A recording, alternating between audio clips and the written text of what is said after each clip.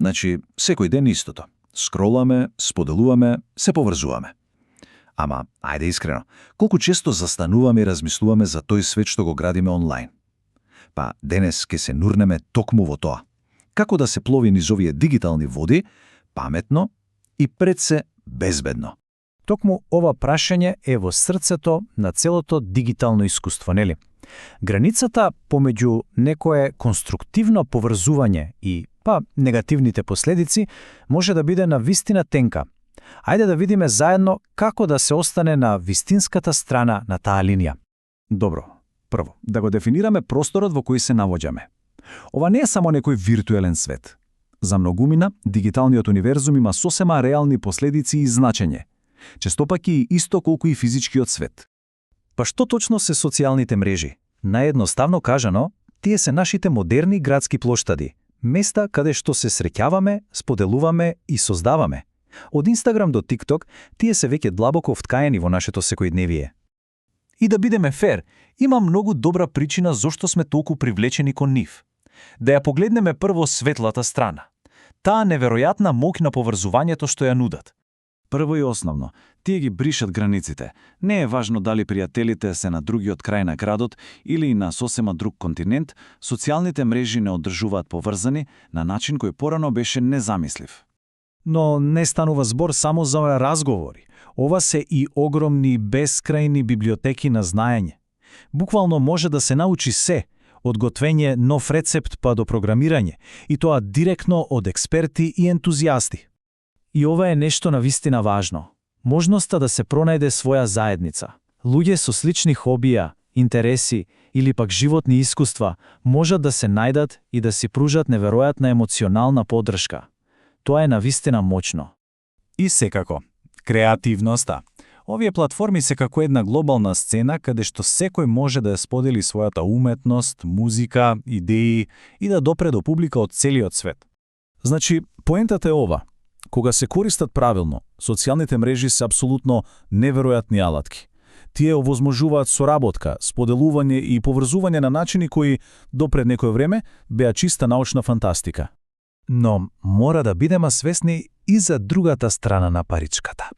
Сега, ајде да зборуваме искрено за потенцијалните опасности што демнат во дигиталниот свет. И тука се соочуваме со, да речеме, 4 главни замки. Сајбер малтретирање, кое е директно цели кон поединци, потоа млажни вести кои ја трујат информацијата за сите нас, ризици за приватноста кои ги загрозуваат нашите податоци и секако прекомерната употреба која влирае на нашето време и менталното здравје. Ајде да ги разгледаме првите две. Сајбер малтретирањето е директен личен напад. Лажните вести од друга страна се по-подмолен напад врз самата вистина. Тие ја загадуваат целата информативна средина. И знаете што е најлошото?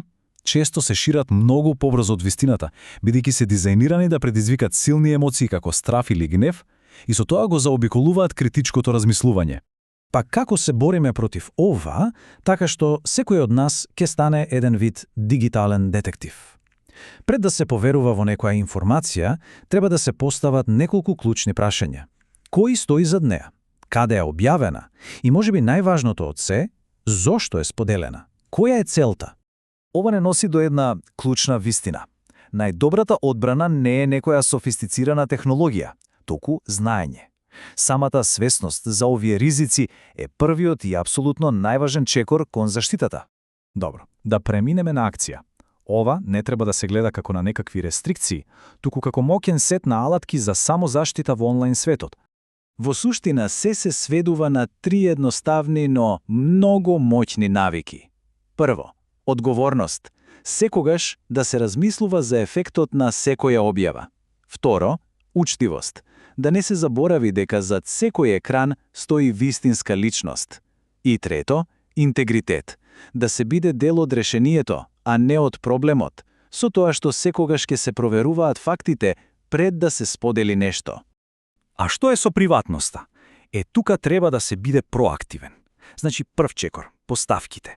Профилот треба да е приватен и тие опции за приватност треба редовно да се проверуваат. Второ, со кого се поврзуваме?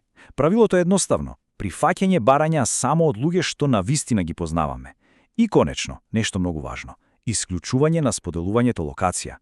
Овие чекори заедно градат еден навистина силен дигитален штит. Во ред, безбедноста е основата, но зошто да застанеме тука? Може да се оди и чекор понатамо. Ајде да видиме како активно да се создаде еден позитивен и здрав дигитален живот. Мислам дека овој визуелен контраст кажува се. Колку и да е важен дигиталниот свет, тој не смее да го замени реалниот. Клучот, како и за многу работи во животот, е во рамнотежата. Рамнотежа помеѓу времето поминато пред екранот и искуствата во вистинскиот, реален свет. Па, како се постигнува таа рамнотежа?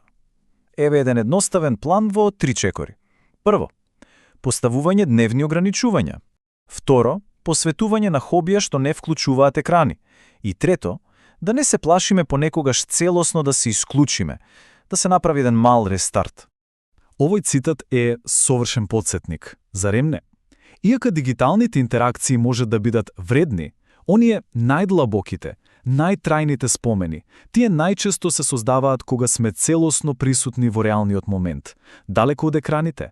И така, да резимираме, се што научивме денес може да се сведе на овој моќен сет на алатки. Да се биде љубезен, за да се градат позитивни заедници. Да се биде безбеден, за да се заштитат личните информации.